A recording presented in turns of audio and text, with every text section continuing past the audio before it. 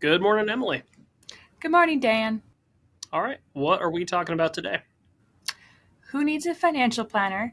How to select a business structure and what decisions need to be made with that, and an overview of annuities.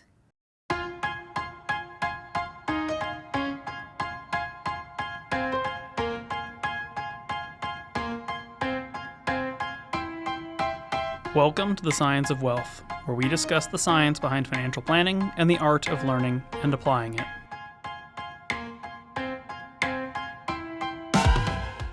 Who needs a financial planner? How to select a business structure and annuities? Okay, well, clearly the answer is everyone. The best business structure is whatever makes you pay the least taxes, but also preserves the most value. And annuities are a mixed bag. So that's it. Good podcast. If only it were that simple.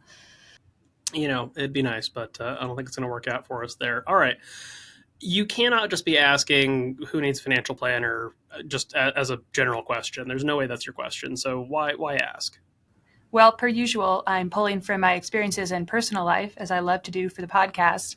And recently, within like the last week, I would say, multiple people from my personal life from all different areas of it have suddenly kind of realized what it is I do for a living. I think, everyone knows your job title and they're like, oh, yeah, that's what you do.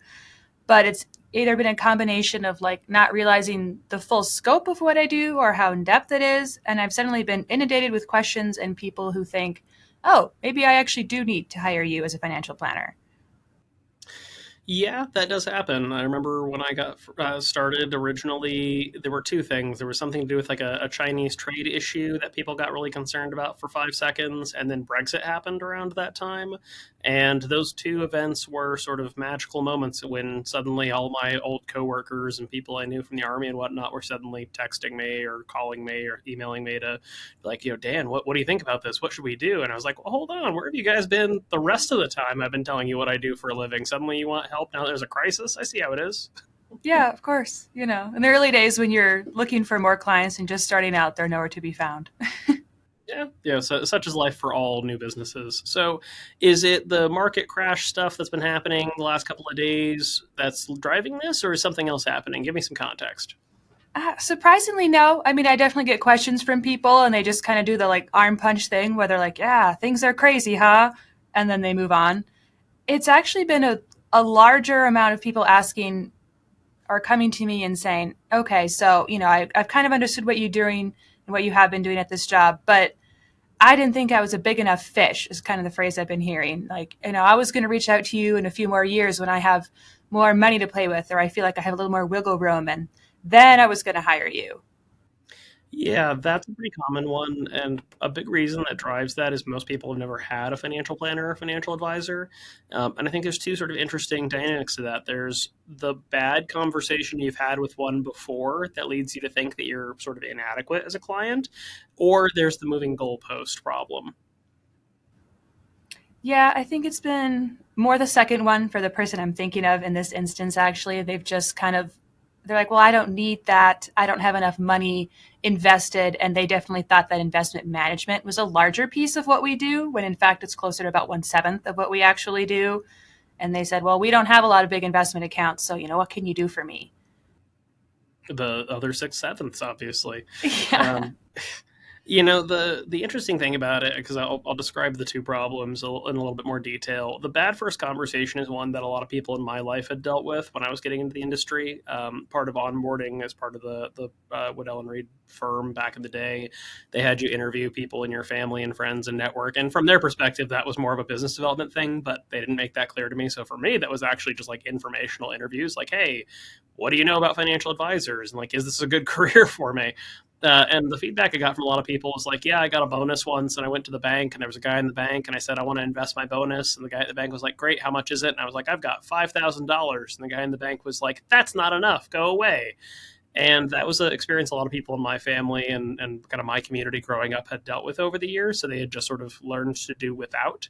And that's obviously had a lot of issues for the folks who then never got invested, never got help. But the moving goalpost thing that you're describing is always interesting because I've heard people who genuinely have nothing, like right out of college, say, I don't have anything, I don't need a planner. And Like that's probably about as fair a case as I can get. I think there's a lot of planning opportunities there, but like if you literally don't have any money to pay for a planner, like fair enough, man. I can't like force you to take blood from a stone here. But on the other end of that, I've had people who have like $3 million, $4 million, right, or own a business that's doing $100,000 of profit for them a year plus their salary they pay themselves for another 100,000. Be like, I don't know, I don't think I've got enough, and it's like, no, you're absolutely appropriate for this. I mean, we work with teachers, we work with people who are single, married, divorced. We work with people starting over, people who've gone bankrupt. There's all sorts of people that we work with as financial planners.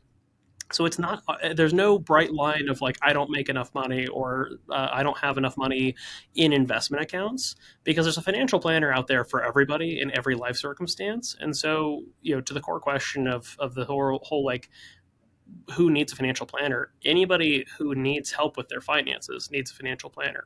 It's just a matter of finding the right financial planner for you. Right. And I think, I mean, another common kind of pushback I get from people is like, well, my situation is too simple. There's not enough you can do. It's like, well, maybe you're just not aware of all the things that we can do. And it's quite possible your situation is simple and will remain simple, but also maybe isn't quite as much as you think it is. Simple is always fascinating because our situation tends to come across to us as simple because we are so familiar with it. So we go like, well, I know what my job is, I know what my spouse's job is, I know how much money I've got in the bank, I know where our income comes from. You know, I know what our situation is. It just doesn't seem that complicated. And that joke is among financial planners, but also there's a joke among tax professionals where a person will go to a tax preparer and say, "My situation's super simple. I just have used to be a child movie star, so I've got royalties, and I own a dairy farm in Romania, and I have 3 jobs and 9 side businesses. Super simple." Right, like there's this funny thing where we tend to sort of discount the complexity of our lives, but also let's just be really honest about this. Let's take an analogy from medicine here, for example. If you're not a medical expert, do you know at face value how healthy you are? Like, you know how you feel, you know what functionality you have or don't have, you know what conditions you have or don't have. But unless you're actually running, impartial diagnostic tests and you're, getting lab results and you're doing, exams and screenings and all sorts of things, you just sort of have an approximation for how you are. You don't know if you're healthy or unhealthy or if there's a problem lurking beneath the surface. So when somebody says my situation is simple, what they may actually be inadvertently and unknowingly covering up is a serious problem in their financial situation that they're just completely unaware of because they have no context with which to assess that problem. Oh, that actually applies a little bit, quite a bit actually, to the person I was thinking of in our earlier part of this conversation, where it's like, yeah, your situation is very simple because there's a lot of things that you're not doing that you should be doing that would then make it much more complex. Well, and in that particular regard as well, I think a common pushback we get similar to that is somebody who's like, I've got a good portfolio. So what are you going to do for me? And that's somebody who's sort of focusing in on the 1/7 of investment management and being like, well, if I'm making money in my investments, what do I need you for? And, I found a lot of people don't actually have a good portfolio when they say that. They just think they have a good portfolio. But take that aside, right? That says nothing about your taxes, your estate, your risk management, your cash flow, whether you have an optimal stream of income as from a tax perspective, both short and long term. And are you performing activities every year that are going to net out the best long term outcome for you? Or are you doing well in short measurements like this quarter, this year, next year?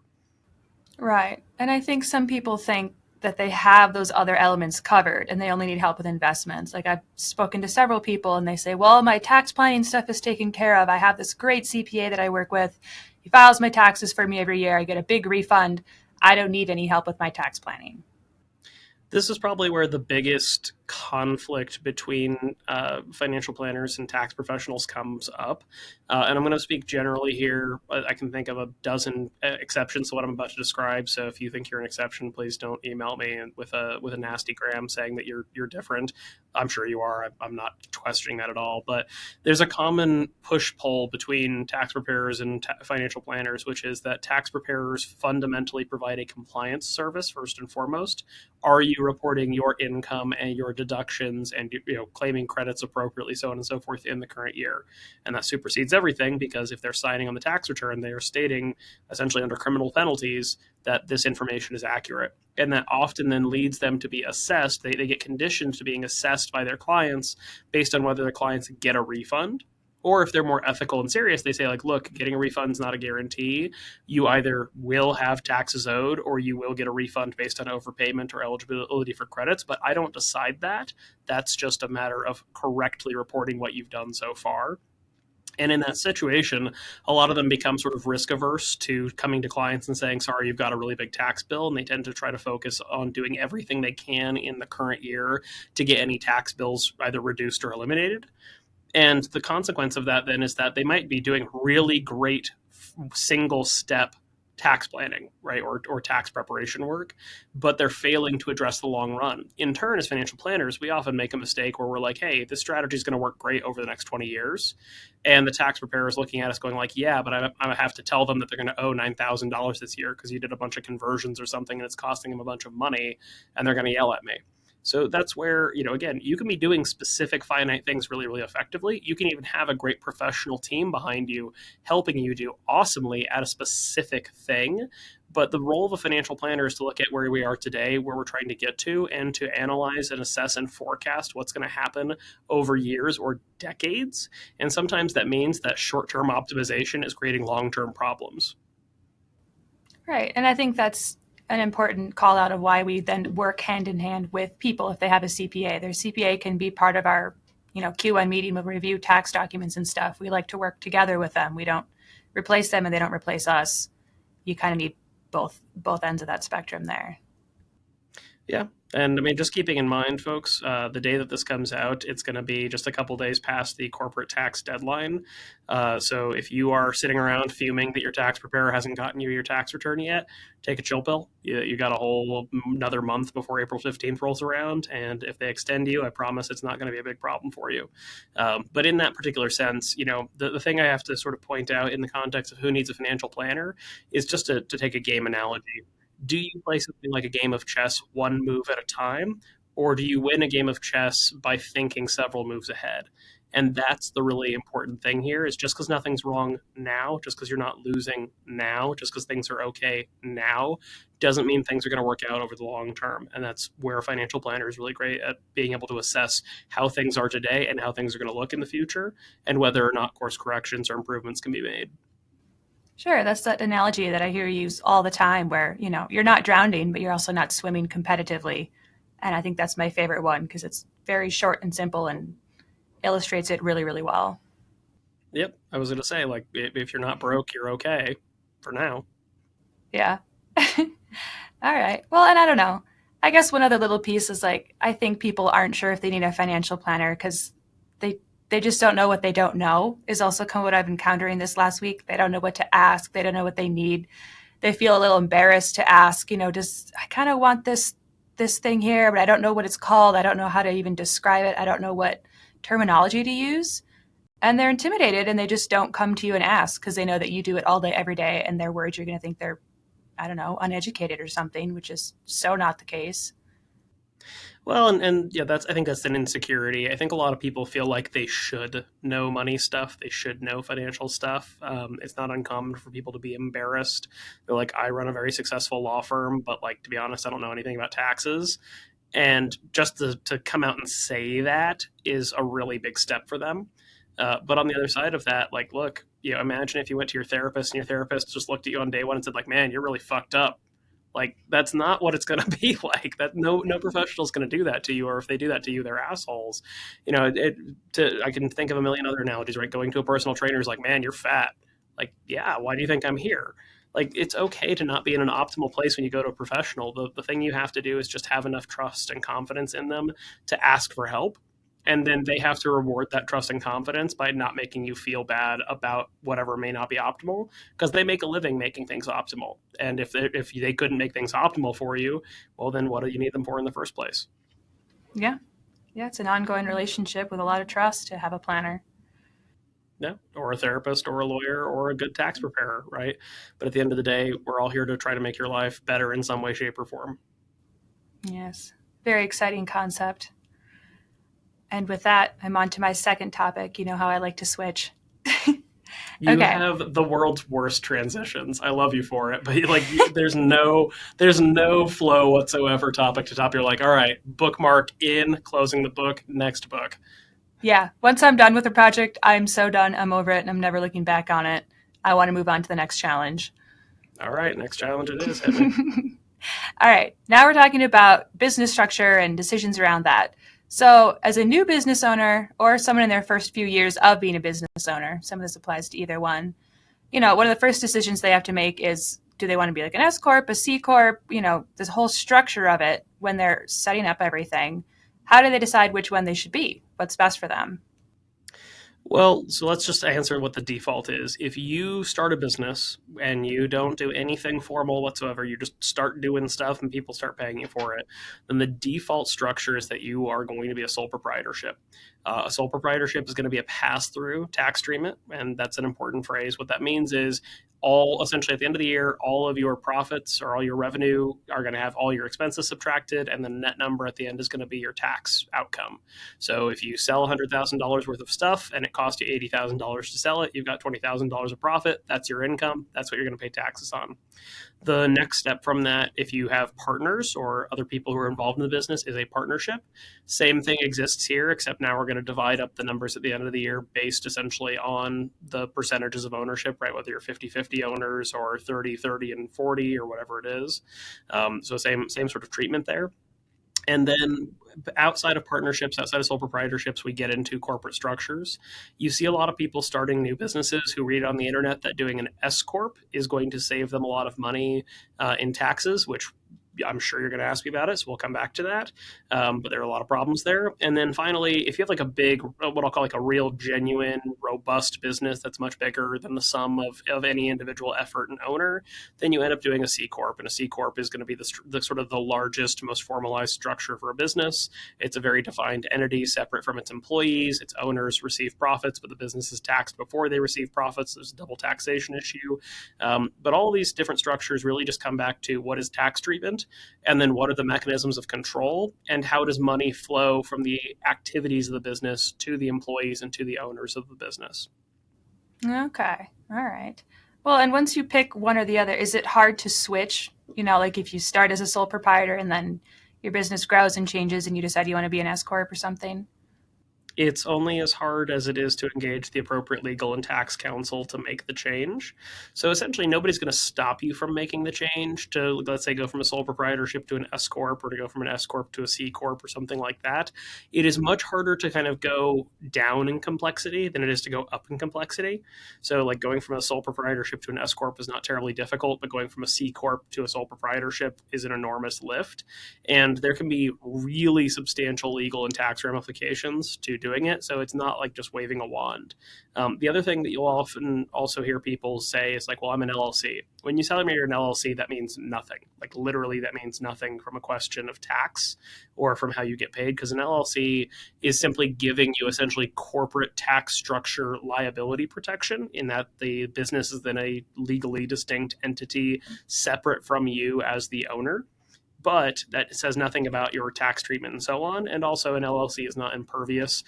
You see a lot of self-employed people who are legally tax-wise a sole proprietorship do an LLC, but then they're paying for like their car and their cell phone and a lot of meals and all sorts of personal stuff through the business. And any sufficiently talented plaintiff's attorney that ever sues that business is going to be like, look, this is actually really just a slush fund for the owner.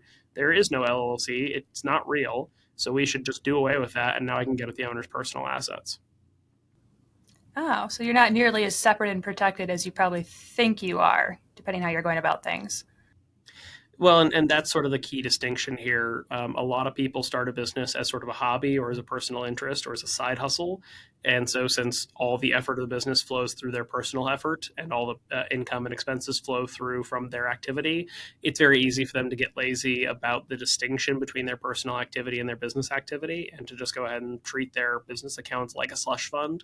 And that's fine insofar as you have income. But then the problem is that if you're not paying that out to yourself separately as as the owner or separately as the employee of the business, you're really creating a problem where, again, any sufficiently motivated and talented plaintiff's attorney is going to get those records and say, like, look, so many personal expenses are buried inside the business. The business isn't really a distinct entity. And therefore, all the liability protection that having something like an LLC or an S Corp or a C Corp normally provides shouldn't apply in this case. Hmm. Very important to know. Let's circle back though a little bit to that S corp taxation thing. Why do so many people think that it's more optimal from a tax standpoint to have that S corp? So the key distinction here is in payroll tax in particular. So everybody here who's listening who has a W-2 job, you are paying essentially 7.65% of your income. You're paying 1.45% to Medicare, and you pay that on $1 to dollar infinity of any wages you earn as a W-2 employee. And then you're paying Social Security tax, which is 6.2% on every dollar up to about 176,000. And that's an individual amount. So if your spouse earns 176,000 and you earn 176,000, you're both paying 6.2% on that all the way up. When you're self-employed, you have to pay that twice, because when you're a W-2 employee for a business, the business pays the same amount of taxes on your wages on the other side, but they don't charge it to your payroll. It's just an extra tax on top of that. So essentially, everybody's salary costs the business no less than 107.65% of what their actual salary is, because they have to pay these extra taxes on top of it. And when you're self-employed, you get to pay both of that. So instead of paying 7.65%, you're paying 15.3%.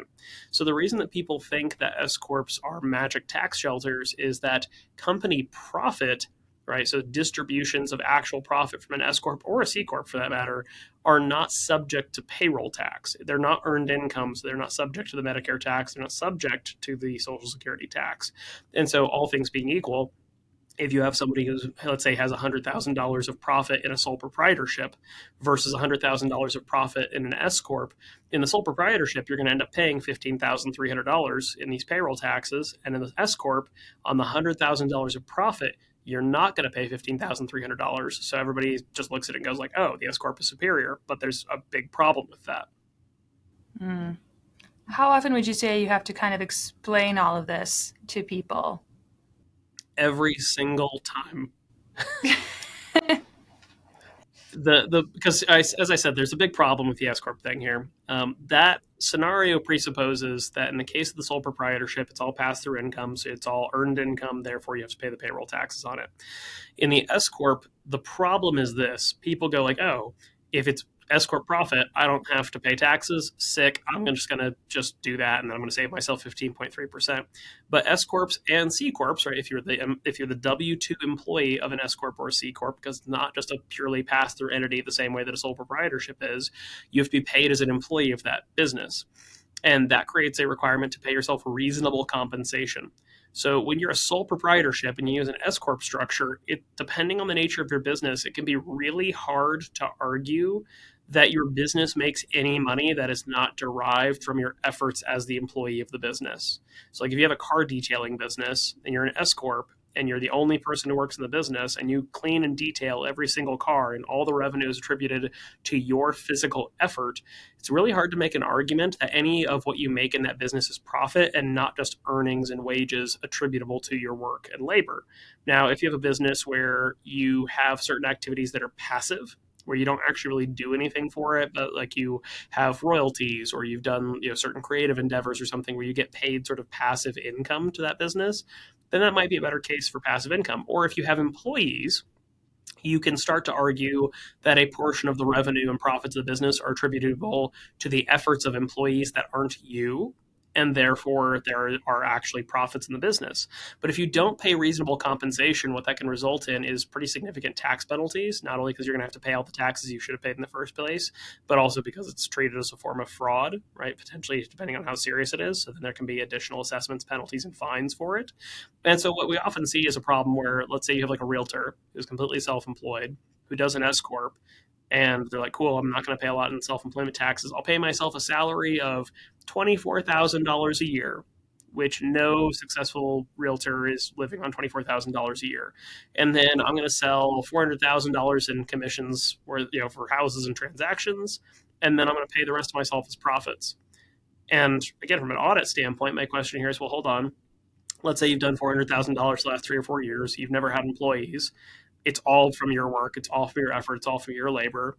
So how is this profit versus just effort attributable to your labor and wages? And also, is $24,000 reasonable compensation for somebody who's producing $300,000 or $400,000 in revenue every single year based on their service business? It doesn't make any sense. So that's where the problem comes in with S corps, and it can also apply in C corps. But by the time you get to a C corp, you're robust enough and you've got the help enough to not make this mistake. But you see it a lot in S corp. People pay themselves no salary, which is just a complete no no, or they pay themselves a completely insufficient salary relative to the type of work they do. So like a software developer paying themselves $20,000 a year when a software developer would be making, $150,000, $200,000 a year, or the owner of a company, even with employees, paying themselves a salary of $20,000 a year when all their employees are making 50, 60, $70,000 a year. All of these things are obvious tax dodges that are ultimately going to blow up in somebody's face when they go through an audit.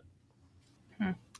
How often would you recommend that someone kind of reevaluate then and look at their own compensation and possibly adjust it? Is it like yearly good enough? I mean, you need to benchmark it yearly because you need to look at not only what is fair compensation for the work you do in your business, but also what is an industry norm. So, if it's normal for people as W 2 employees doing what you do as a lawyer or as an accountant or as a drywaller, like whatever your business is, you need to pay yourself reasonable compensation relative to industry norms. Now, if your business can't afford it, right? Like if you're a brand new business and a person in with your job in this industry normally makes 80 grand a year, but the first year you only do 40,000 in revenue, you don't have to invent wages that don't exist for this purpose. Like there's an obvious you can only pay so much as you have principle here. But the big problem is a lot of people do this S corp election, pay themselves nothing as a salary, take everything as profits, and then eventually they pay themselves a piddly salary, take the rest as profits, and ultimately they're going to get in trouble from it. Hmm. But it is okay if you're like a new business owner, and we see so many that just started out kind of reinvesting everything back in the business just to get through that first couple of years. That's really tough. That's kind of okay, but just don't keep doing it. It's okay in the really short term. You've just got to be really careful about how long that goes on because it's very normal, right? Your first year or two of a business, a lot of businesses don't make any money. So you're just living on your salary, and that's fine. But when you hit profitability, again, you're going to reach a point very quickly where the business does need to pay fair compensation for the work you do in the business. And it really doesn't matter what your occupation is, it needs to be fair compensation for what that occupation is, in light of the fact that not only is it your occupation, but also you're the business owner. Hmm. Okay. Well, what about? I see new business owners do this same thing as well, where they'll take some of their personal money and then loan it to the business just to help it get off the ground in those, first year or so. Do you recommend something like that, or is that kind of too much mixing of business and personal? I mean, that's a very normal business practice to go ahead and put your money into the business, right? Let's say you're going to start a restaurant. On day one of running a restaurant, you're going to need to have, all the kitchen equipment, the tables, the silverware, the glasses, the inventory, all the food, liquor, whatever you're selling. And by extension from that, also, you're probably going to have to hire, a couple of chefs, a couple of wait staff, a host, hostess, whatever it is, right? To be open 7 days a week or, as much time as you want to be open during the week. And so it's going to require a capital contribution into the business in the first place to get it off the ground. That's a very normal business practice. I think the challenge arises when you have unequal contributions into the business and what that ultimately says about what the owners of the business are doing. It's one thing if it's just your business and you're just putting capital into your business to make sure you can keep the lights on. It's a different thing if different owners in a partnership or in a corporate structure are contributing different amounts of the business and then getting paid differently based on their actual work in the business and getting paid different amounts of profits relative to what their ownership of the business is. That's where stuff starts to get messy. Ah, and therein lies the importance of having contracts and official things signed if you're loaning money to a business with a partner. I don't care if you run a lemonade stand in your front yard. I want to see an operating agreement or a partnership agreement. Like that's the level of this. So many businesses start with a handshake, and like that's awesome. That's the exciting sort of American spirit thing is banding together to create an enterprise and create a new thing or provide a new thing to a community. Like that's great. But the second you have a corporate entity structure of any sort, or an LLC of any sort, or you have any partners, your contracts become law, and the absence of contracts becomes a problem. When you have business partners, you're getting married to the most valuable thing in your life and some of the people you spend the most of your time with, i.e., your business partners. And those contracts are going to dictate it. And just like getting married, everybody tends to go in with warm, bubbly feelings up front.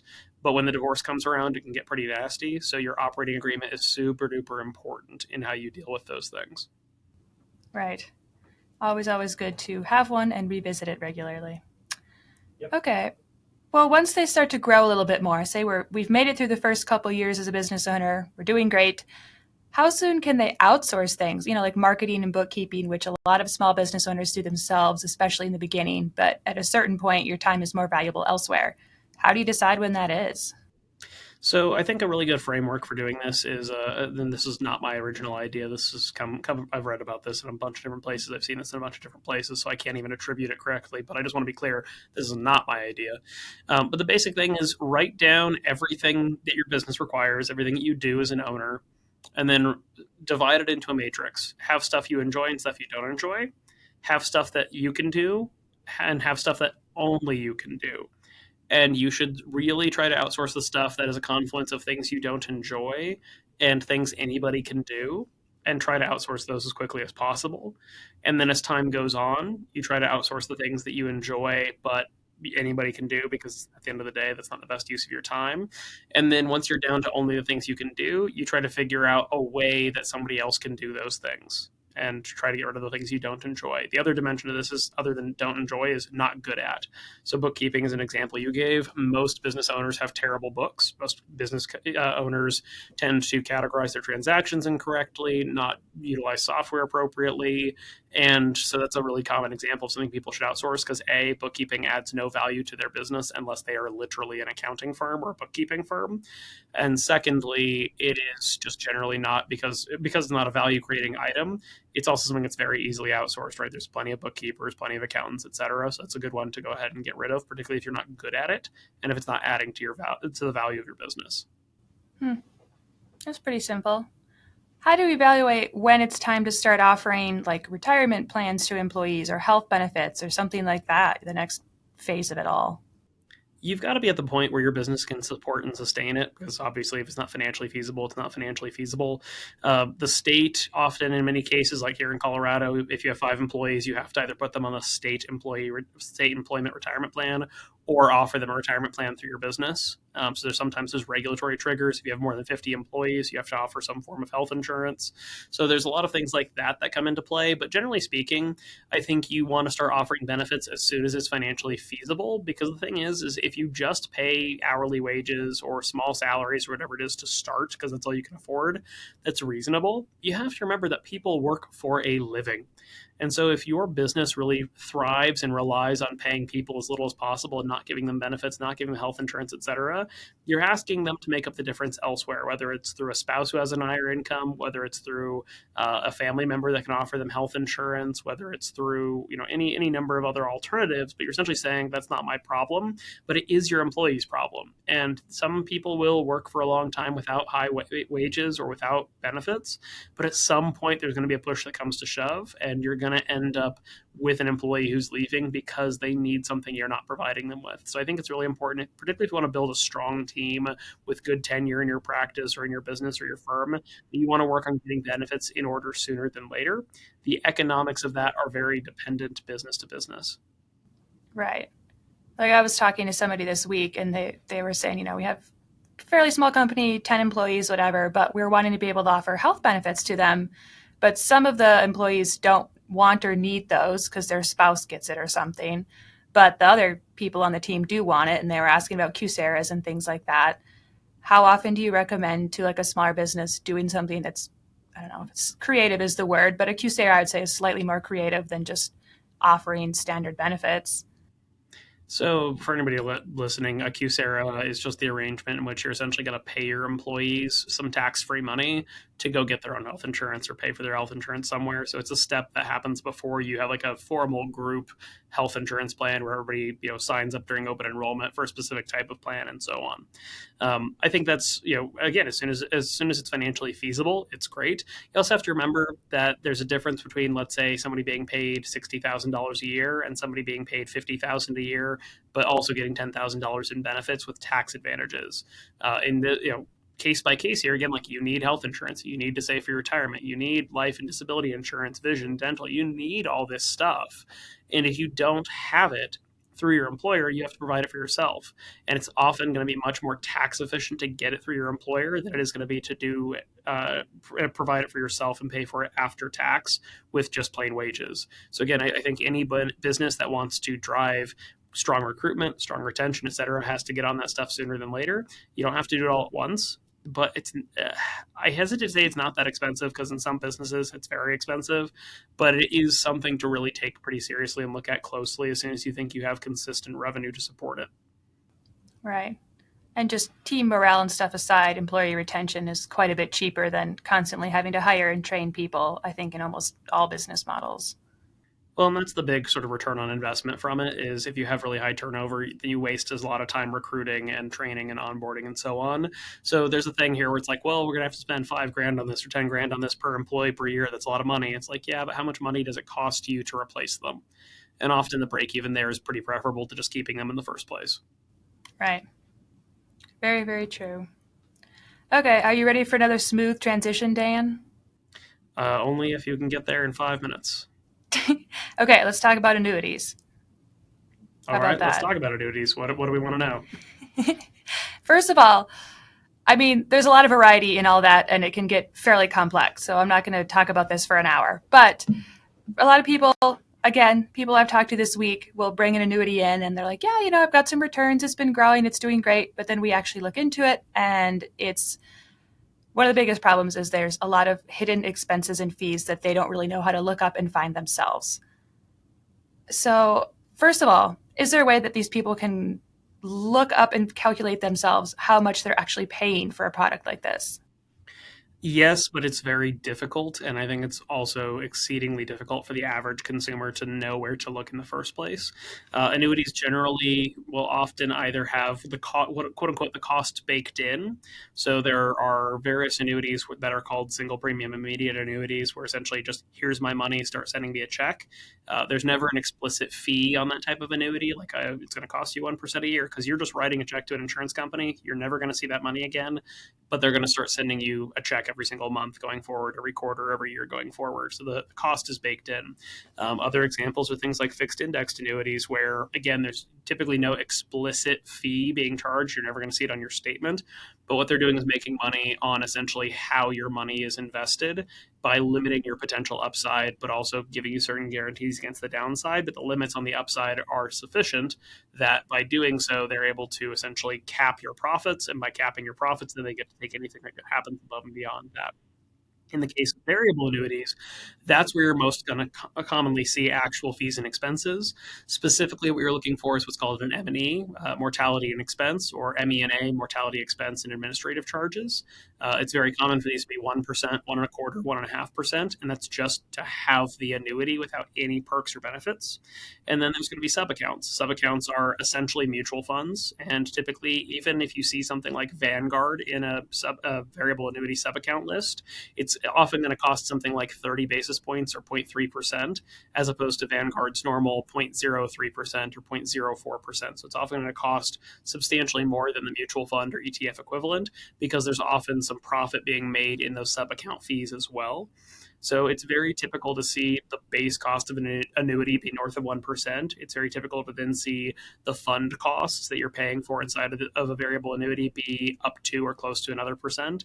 And then if you want to buy guarantees, so guaranteed interest rates where like your annuity value will always go up by at least 5% every year, or they guarantee the value of your annuity on the day you buy it. And even if it loses value, they'll still pay you a stream of income based on its value, even if it loses value. In cases like that, you're often going to be paying another 0.5%, 1%. So it's not uncommon to see something like a variable annuity with an accumulated cost of like 3 or 4% in the marketplace. And so to your question, like how do you go find that out? When you buy one, you sign a thing saying you read the prospectus. Prospectuses are often kind of hard to find. They're supposed to give it to you in advance, but a lot of agents don't. And in those situations, you essentially have to Google it and really, really dig. And if you find yourself in a PDF that's like 200 pages long, you're in the right place. But recognize then that you've got to dig through that 200-page document to find all these costs and expenses and add it all up. I think the big challenge here is a lot of people say like, well, just ask your agent. the case you're thinking of from earlier this week, right? When we talked to her, she's like, "Oh yeah, they told me about the 1.6%, but they didn't tell me about the other 0.95% I was paying." It's like, yeah, because you asked them a question like, "How much does this annuity cost?" And they told you, "Oh, the fee for the annuity is 1.6%." They answered your question directly and honestly. They just didn't continue on to say, "But the investments you invest in through this annuity are going to cost you almost another percent on top of that." Right. So they can be very, very expensive products for most people. But okay, so annuities you can add riders on. There's a long, long list of different ones that you can add. Are there certain ones that are more valuable than others, like the death benefit one or the guaranteed minimum withdrawal benefit? I mean, there's so many to choose from. Provider by provider, there's definitely like a best guaranteed minimum benefit and a guaranteed best death benefit and guaranteed best accumulation benefit, but it's going to vary carrier by carrier and policy type by policy type. There's no singular annuity out there that has like the best feature of every single type that you can buy, and that's sort of the crux of the issue. Is ultimately you've got to research and find a product that actually fits your particular planning needs. Like I always see a lot of people that maybe can't get underwritten for like a long-term care policy, so they'll get an annuity with a long-term care policy rider on it, something like that. So that's a pretty common example. You don't see those as much in VAs, but you see those in some of the fixed products out there. But also things like, hey, I want an interest rate guarantee on this policy. I'm willing to pay a couple percent a year, knowing that I'm likely to underperform the market generally. But that way, if the market really tanks, really crashes badly, I've got a floor in place and I've got some guaranteed interest, so that even if my actual contract's value declines, the contract has some guarantees in it that preserved the value as of when I got invested, or year over year on a resetting basis, to ensure that even if I lose money in the markets, I've got some security for my savings. That's really the value proposition for an annuity, because you have to remember an annuity is an insurance product, and the insurance product or the insurance risk that it is trying to insure against is the risk that you're going to run out of money someday.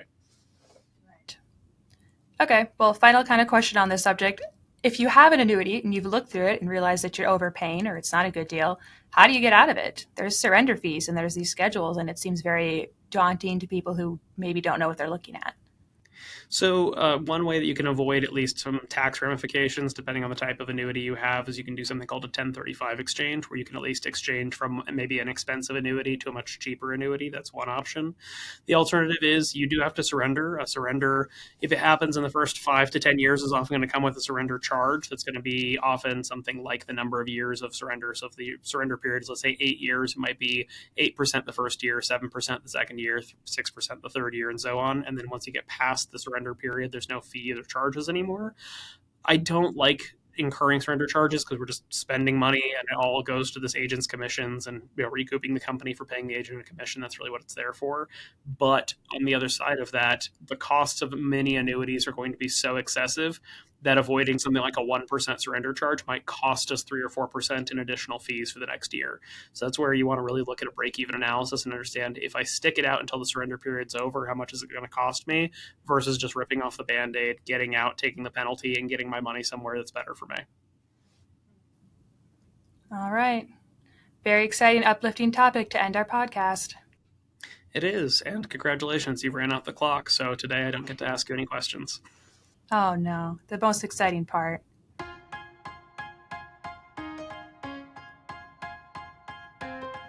The Science of Wealth is produced by My Wealth Planners, a registered investment advisor in Colorado. The theme song is This Is Your Time by Dan Phillips. The podcast is intended for educational purposes only and is not investment advice or any other form of advice. Not all material discussed on the podcast is appropriate for every individual in every circumstance, so you should consult with a certified financial planner, tax professional, or legal professional as appropriate before attempting to apply any of the subjects, strategies, or tactics discussed on the podcast.